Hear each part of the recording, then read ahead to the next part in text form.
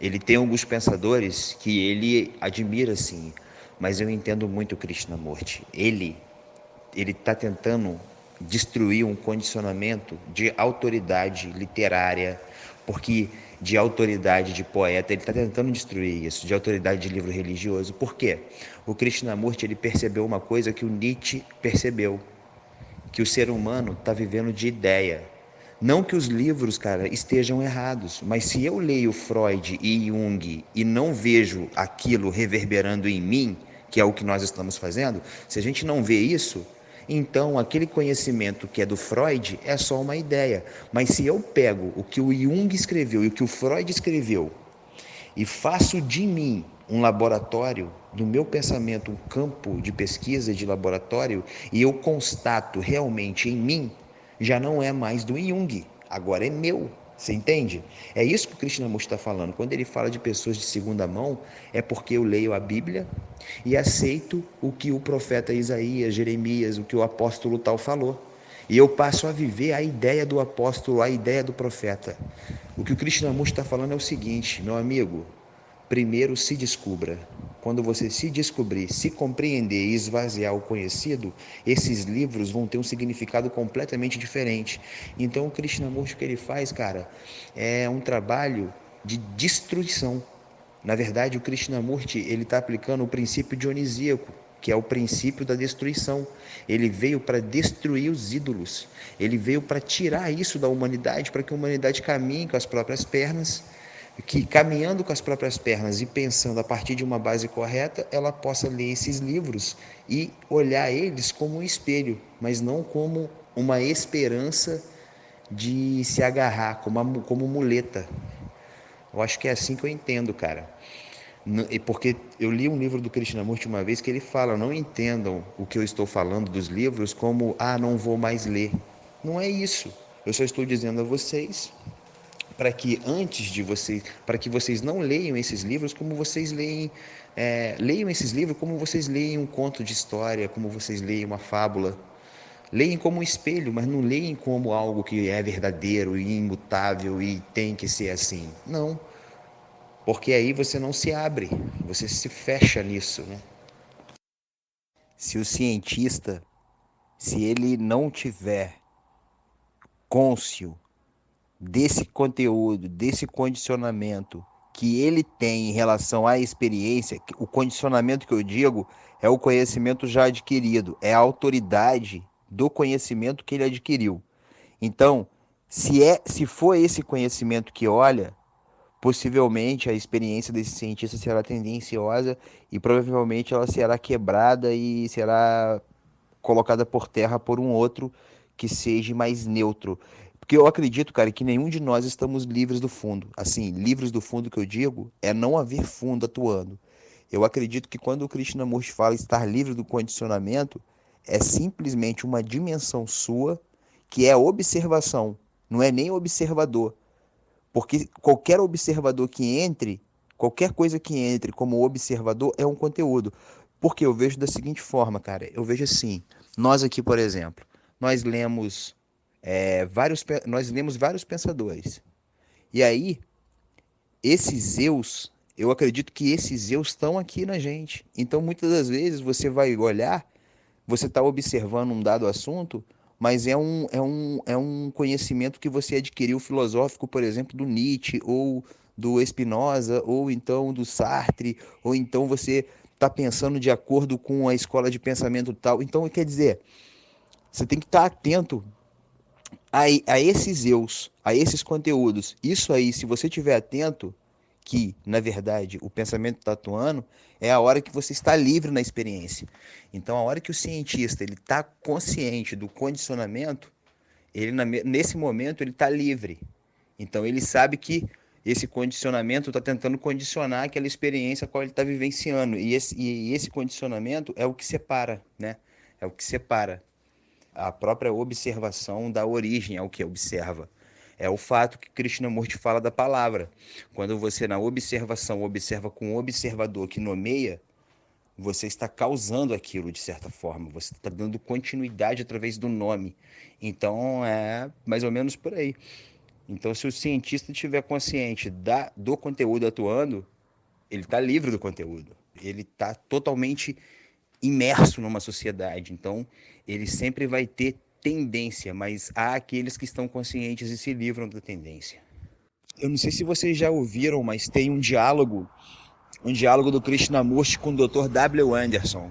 Esse Dr. W. Anderson, ele é professor da Universidade de Princeton, na Califórnia, e ele é um cara que é doutor em sânscrito, em religiões e tal, então é um diálogo dos dois. Então o Krishnamurti estava conversando com um cara que tinha um arcabouço acadêmico intelectual, mas que não era apegado a esse arcabouço. Então o diálogo do Krishnamurti com o Dr. W. Anderson é um dos melhores diálogos para o seu entendimento. Então é só você digitar no YouTube, eu acho que o canal Krishnamurti Brasil contém esses diálogos. Falta alguns, mas contém lá, eu acho que 4 diálogos.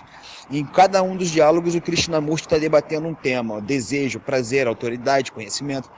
E caraca, é um diálogo assim que é muito elucidativo. Primeiro, porque esse Dr. W. Anderson não é esses pseudos intelectuais arrogantes que, sabe, escutam da alto das suas cadeiras acadêmicas. Não, ele simplesmente ouve o Krishnamurti e ele é humilde porque ele reconhece. Uma coisa que eu acho muito legal nele é que ele reconhece. Ele fala, no final dos diálogos, ele fala que ele aprendeu ali em 4 dias com Krishnamurti o que ele não havia aprendido a vida dele inteira. E ele fala isso com Krishnamurti.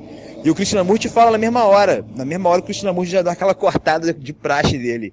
Não, senhor, eu não fiz você aprender nada. É o senhor que estava aberto, receptivo, aberto à mensagem, e o senhor compreendeu simplesmente por isso. Por sua própria capacidade, por sua própria disposição. Eu não tive nada a ver, eu apenas falei. E aí, tipo, ele já logo, né, fala, agora isso é seu. Tem uma parábola, mano, que o K usa muito.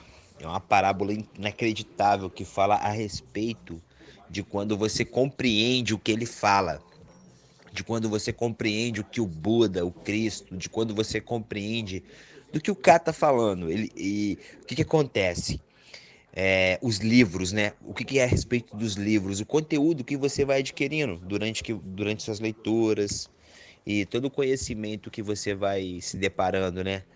Então, como que ele resume isso em uma parábola? Eu acho muito interessante que essa parábola aqui, a pessoa que carrega o conteúdo dos livros, a pessoa que ouve superficialmente esses grandes mestres, eles se tornam repetidores quando eles ouvem superficialmente, porque eles não estavam atentos e, portanto, houve registro. E aí eles aprenderam através da repetição, mas não da repetição do ouvir, mas eles aprenderam através da repetição de ouvir superficialmente e ter aquilo tocando por medo de esquecer e depois se prender àquilo.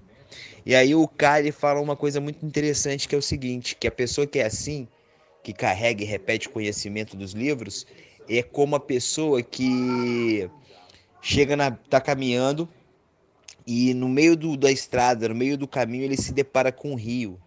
Só que na beira do rio há um barco, uma canoa. E aí qual é a ideia dele? De entrar nessa canoa e atravessar o rio. E aí, o que ele faz quando ele atravessa o rio? Né? Ele atravessa para o outro lado, na outra margem, com a canoa. E aí ele olha para aquela canoa e ele fala, deixar ou não deixar essa canoa aqui? Aí ele pega, com medo de ter outro rio, ele cata a canoa e coloca na carcunda, aqui nas costas, e vai carregando a canoa, mano. E a canoa é carregada, entendeu? A canoa é o livro, a canoa é a repetição, a canoa é a ideia. E a pessoa vai carregando isso, como se fosse, né?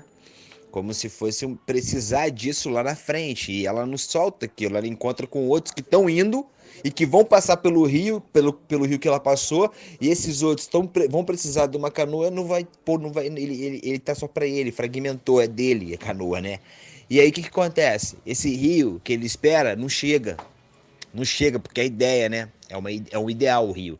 E aí o que é que o K tá dizendo pra gente? Ele está dizendo pra gente que é o seguinte, cara, você atravessou a canoa, tá lá, deixa a canoa ali do outro lado do rio para outros usarem. Não precisa de ficar carregando o livro, não precisa de ficar carregando o K.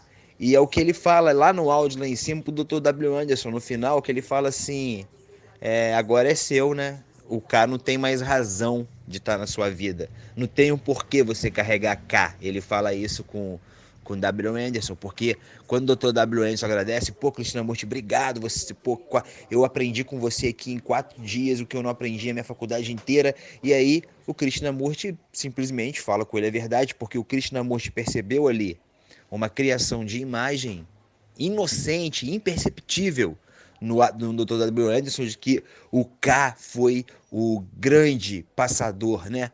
Não, o K falou, não, o que eu falei aqui, se você não tivesse atento, não ia adiantar nada. Então, se você esteve atento e foi receptivo, recebeu, escutou atentamente, agora é seu. Não é mais do K, não tem razão de você carregar o K. E eu entendo ele falando o que pro Dr. W. Anderson, né?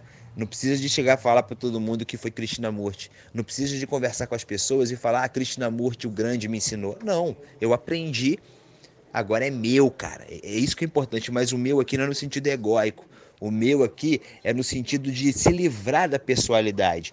Nós aqui estamos usando a nomenclatura K, Krishnamurti, a nomenclatura do que a gente, né, dos conhecimentos que a gente traz. É bom deixar isso bem claro, porque tem outras pessoas que vão nos ouvir.